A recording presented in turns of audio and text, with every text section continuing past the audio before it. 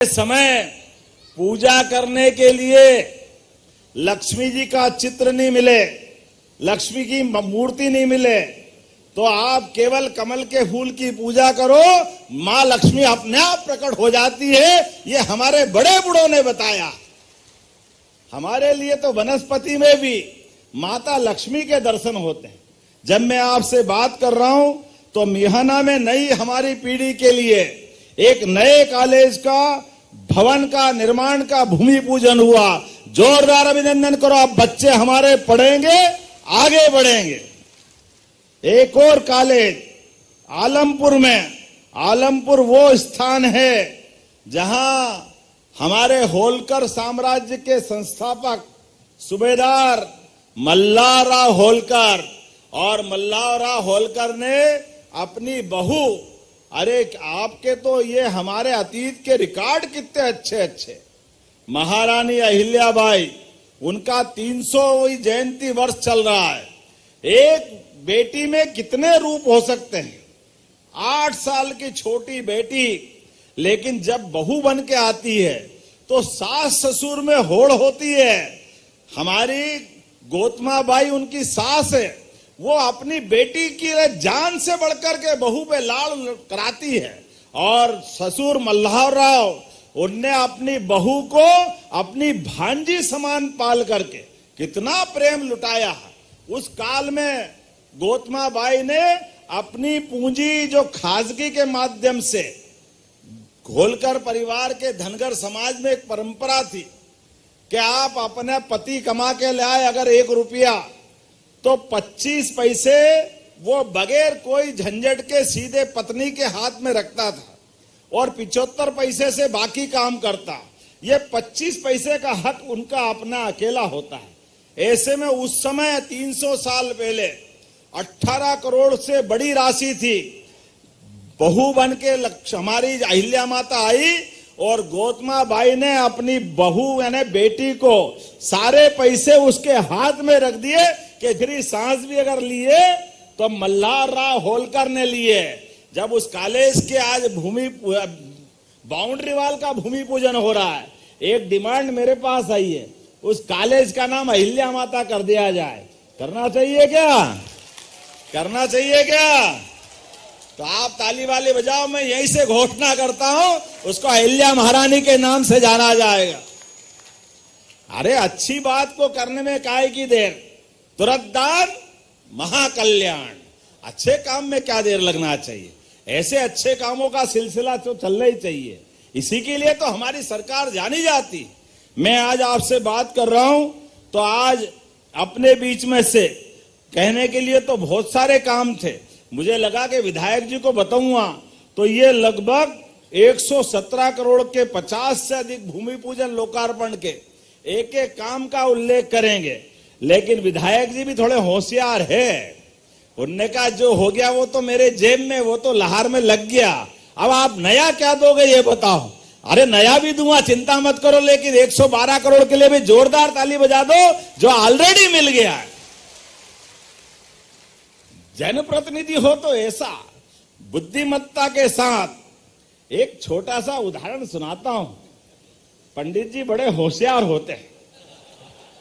मेरे अपने एक बारे में कहा गया कि पंडित जी ने तपस्या करी, भगवान को प्रकट किया, और भगवान को प्रकट करने के बाद भगवान से उनके अपने घर की कठिनाई बताई।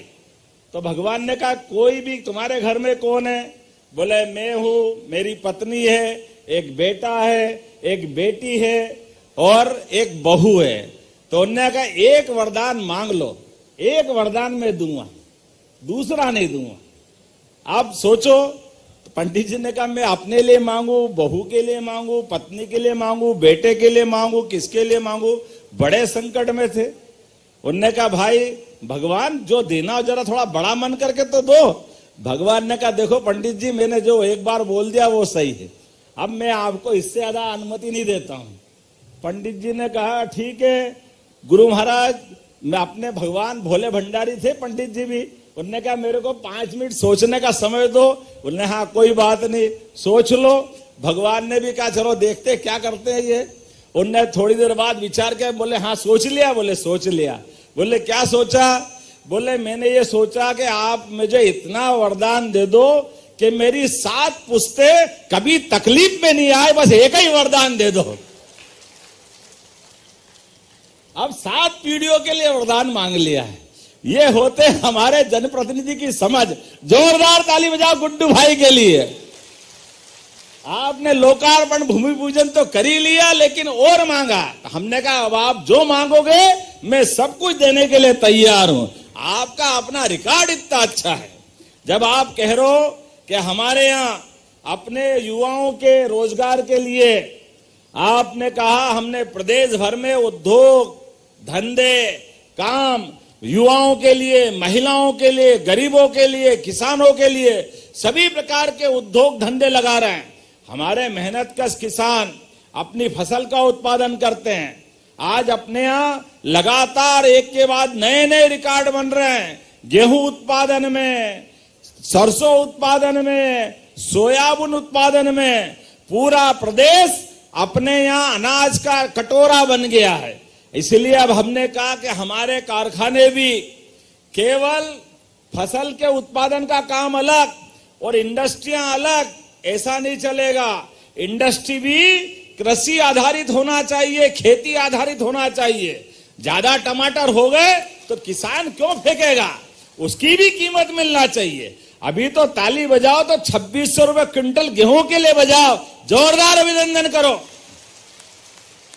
पूरे देश के अंदर 2600 रुपए क्विंटल में गेहूं कहीं मिला क्या? आपको ही मिला कि नहीं मिला? आसपास के राज्य वालों को मत बोलना हमारी पार्टी की सरकार है गड़बड़ हो जाएगी। इसलिए हम तो केवल अपने राज्य की बात करते हैं। यशस्वी प्रधानमंत्री के लिए जोरदार अभिनंदन करो, माननीय नरेंद्र मोदी जी के लिए। उनके नेतृत्व में हमारी सरकार किसान, महिला, गरीब, युवा सबकी बेहतरी के लिए काम कर रही। तो आज मैं आपके बीच घोषणा कर रहा हूं, तहसील लहार के ग्राम चंदावली और रोहिणी सिंहपुरा के मौजा के 100 बीघा में नया औद्योगिक केंद्र बनाया जाएगा, जहां सभी प्रकार के कारखाने लगेंगे।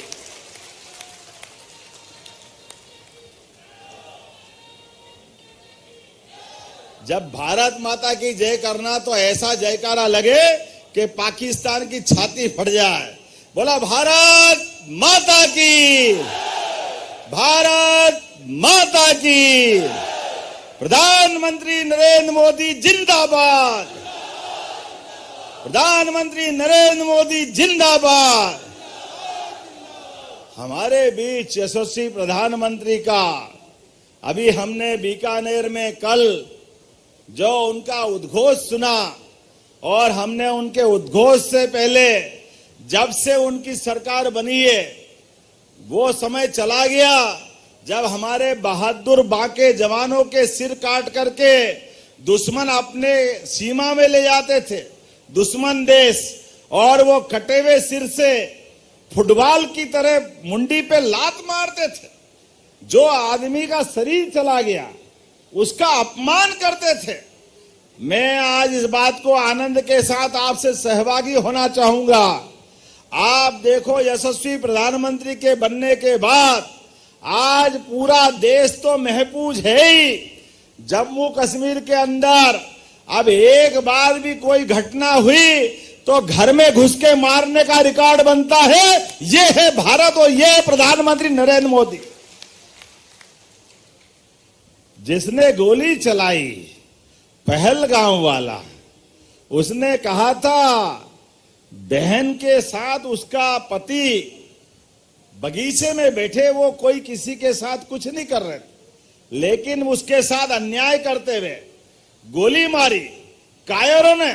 अरे दम होता हमारी सेना के जवान के सामने खड़े होकर बता देते, छठी का दूध याद दिला देते।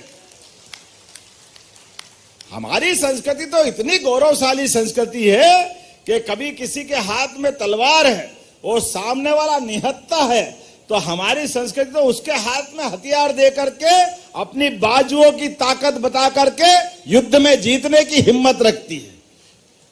ये नापाक लोग, ये कायर लोग निरपराध निहत्थे लोगों पर गोली चला करके बड़ी बहादुरी की डीग हाँक रहे थे। एक के बाद एक 22 मिनट का इनका हमला था और 25 मिनट में जाकर के नेस्तनाबूद कर दिया घर में घुस करके। ये है नरेंद्र मोदी जी की सेना और हमारे देश का पराक्रम। मैं बोलने के लिए बहुत सारी बात बोल सकता हूं, लेकिन आज समय की भी सीमा है और मुझे भी जाना, हेलीकॉप्टर उड़ेगा नहीं। लेकिन अभी आपने कहा कि ग्राम मछंडी है ना, कभी बोलने में गलती है तो बता देना।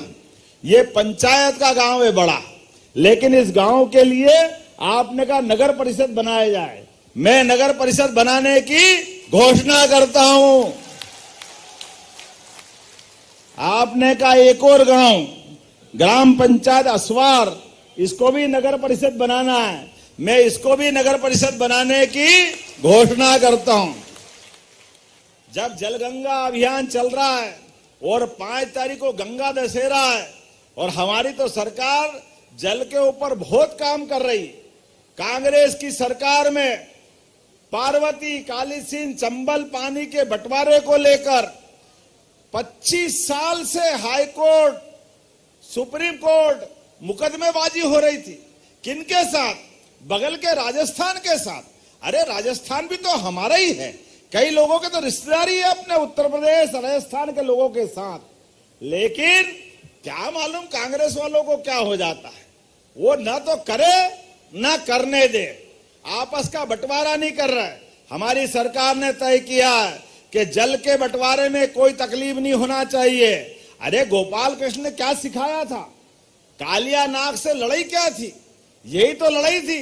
अरे जमुना जी का जल बह के जा रहा है और गांव वाले एक मटकी भर जल नहीं ले पाए, ऐसा कैसे हो सकता है? कालिया कितना ही पराक्रमी होगा, लेकिन हमारे अपने पूर्वज है, हमारे देवता हैं। हमने देखा कालिया नाग का मान मर्दन करके उसके फन पे नाच के दिखाया। इसको कन्हैया कहते हैं, इसको गोपाल कृष्ण कहते हैं। जल, जंगल, जमीन ये सबकी है, इसलिए इस मामले में परमात्मा के आधार पर हमारे मन में बड़ा भाव होना चाहिए। हम तो पंच महाभूत को मानने वाले लोग हैं, इसलिए ये अन्याय नहीं चलेगा। हमने तय कर दिया राजस्थान के साथ भी और उत्तर प्रदेश के साथ भी। उत्तर प्रदेश के साथ केन बेतवा नदी जोड़ो अभियान, उमा भारती जी ने 25 साल पहले ये बात उठाई थी। स्वर्गीय भारत रत्न अटल बिहारी वाजपेयी जी के लिए जोरदार ताली बजाओ, हमारे भारत रत्न के लिए। अद्भुत व्यक्तित्व थे। उनने कहा नदी से नदी जोड़ो अभियान करो। एक नदी में बाढ़ आती है, दूसरी नदी सूखी पड़ी है, बाढ़ का पानी सूखी नदी में डाल दो।